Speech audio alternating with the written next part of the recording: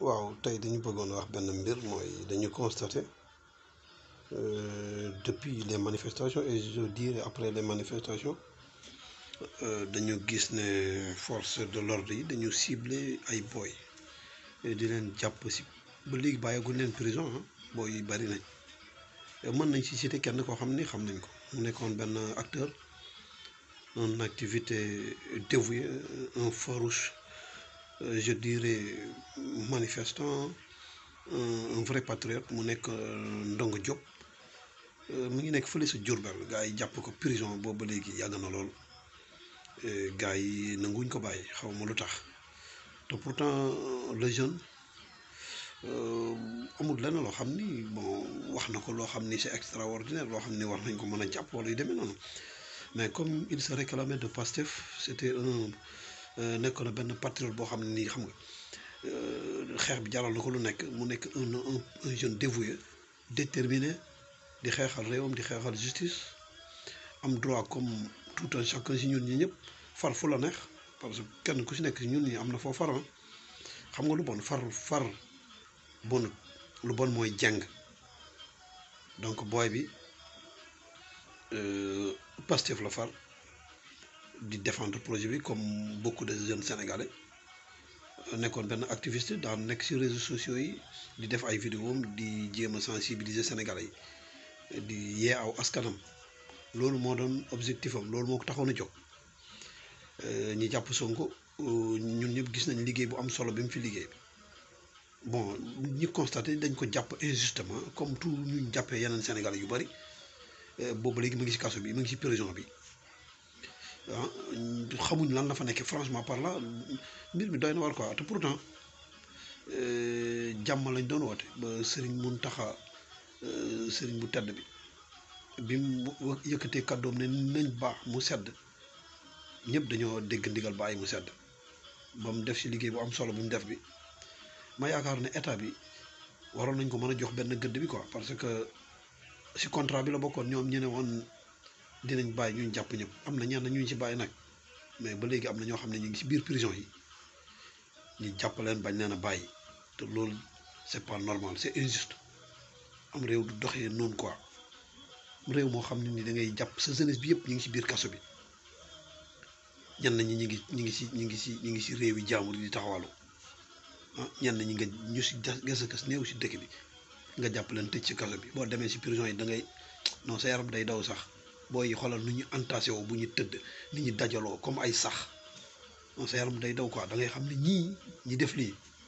mosuñu dugg kaso xamuñ lan mooy kaso wala seen njaboot wala seen mbokk nekkul ci kaso bi moo tax ñuy def lu leen neex quoi soo ay xalaat leen seen borom adduna bi jeex na ba pare képp ku fi nekk di tëbaka dal yaakaar ne doo dee noo yàggatul dara dinañ la tënk gas ba mu xool ñu suul la te ñetti fani bàmmeel ku xamoon ñetti fani bàmmeel non da nga rafetal quoi mais jàpp ay boy yu ndaw te leen ci kaso boo demee ci kaso sa yaram day ndaw ay boy yi 15 ans 20 ans 30 ans 40 ans boy yu tuuti yoo xam ne tey si tey état normal état conscient bu conscient la wax de waroon na s'appuyer sur sa jeunesse pour développer mais ngay au contraire di jël di jéem a naxasal sa jeunesse après nga ne bëgg nga développement kañ ngay dem doo dem réew moo gis fii jeunesse moo koy yóbbu moo koy développé te et puis jeunesse su tey ñoom ñooy doon magi ëllëg mais boo jàppee sa jeunesse bi yëpp dugal ci kaso bi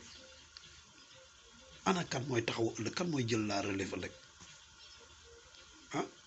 vraiment am na yoo xam ne nii dañ ko war a dépasser quoi Sénégal rek wala Afrique en général ngay gis ñiy jàpp ay jeunes ay boy yu ndaw di leen tëj ci kaso bi loo xam ne nii xoolal lu tuuti lay doon te pourtant lu ma gën a métti mooy les grands délinquants les grands voleurs les grands escrocs mais les grands malfaiteurs les grands assassins les vrais terroristes ñi ngi déambuler dans d'or ñi ngi taxawaalu door di lekk di seeñu seeni ginaar quoi te suñu alal yi lañ sàcc ba pare ñi am na ñoo xam ne dañ leen jàpp la mais dans le sac ñuy sàcc di wecc xaalis jàpp nañ fi bu yàggu benn député buy soppi xaalis ñi tëj ko quelque temps après naan xaw ma état de santé xaw ma ñu ngi ko bàyyi mu ngi ci biti di taxawaalu il est door ba ngi door di seeñu ay ginaaram nekk si côté jabaram ñi koy defal yu baax muy dund di taal ñi koy taalal cuuraayam au même moment ñu jàpp boo yi nga xam defuñ dara tëj leen si kaso bi pour quelle raison nañ tijji booy et puis war nañoo dem si prison yi xool booy yi nan lañ fa nekkee prison yi sa waay li fa nekk li daw na yaram quoi daw na yaram franchement parlant lii dafa yërëm tolu quoi booy yu tuuti ñu jël leen nëbb leen jant bi ay at ba kañ xam naa dinañ ci def benn vidéo uniquement wax ci prison yi parce que vraiment prison sénégalaise yi moom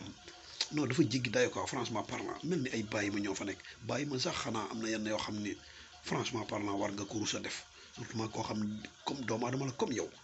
booy yu si bëri defuñu dara dañ leen tooñ dugal leen si kaso bi da ëpp leen doole yenn booy yi ay yu ñàkk fay daal leen di jàppee ay kii dafa sàcc 5000 wala sàcc ginaar wala yu demee ñu jàpp kàlla bi tëj gars yi luubal milliards yi ñu ngi taxawaalu bu ñu waxee ñuy rafetal naan détournement et puis c'est des vrais sàcc lii dafa war a dakk quoi lu ñu wax nag mooy Ndongo Diop mu nekk Diourbel c'est un activiste un vrai patriote xam naa nag li mu nekk Pastef moo tax gars yi tëj ko bëgg ko fàtte ci prison bi deful dara nañ ko tijji dañ ko tijji nag dañ ko tijji loolu rek lañu ci mën a wax nag su dul loolu gars yi soo ay jàmm ñaar koy dox de jàmm ñaar ñoo koy dox mais du kenn rek bu fekkente ne ñi ci biti dañoo bëgg jàmm ñi ñu jiite ñi bëgguñ jàmm non jàmm du am Oustaz Alioune Sall daana ko wax da ngay jël sa loxo dugal ko si poche jàmbur ba pare naan ko nañ jàmmoo loolu mënut a nekk nañ tijji booy yi si prison yi nañ tijji Ndongo Diop je le nomme Ndongo Diop il n'a rien fait c'est un patriote booyu Pastef la looloo tax boobu léegi ñu ngi ko séquestré si prison yi ñu ngi ko jàpp si prison yi jàpp en otage la nag il est détenu illégalement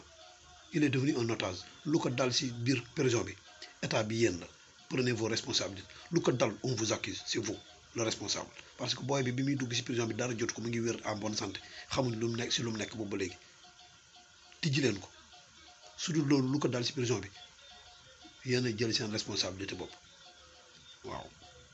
am na nag benn vidéo boo xam ne bëgg nañ ko def après si prison yi anam yi nga xam ni moom la booy nekkee si prison yi te jaaduwul danañ ci wax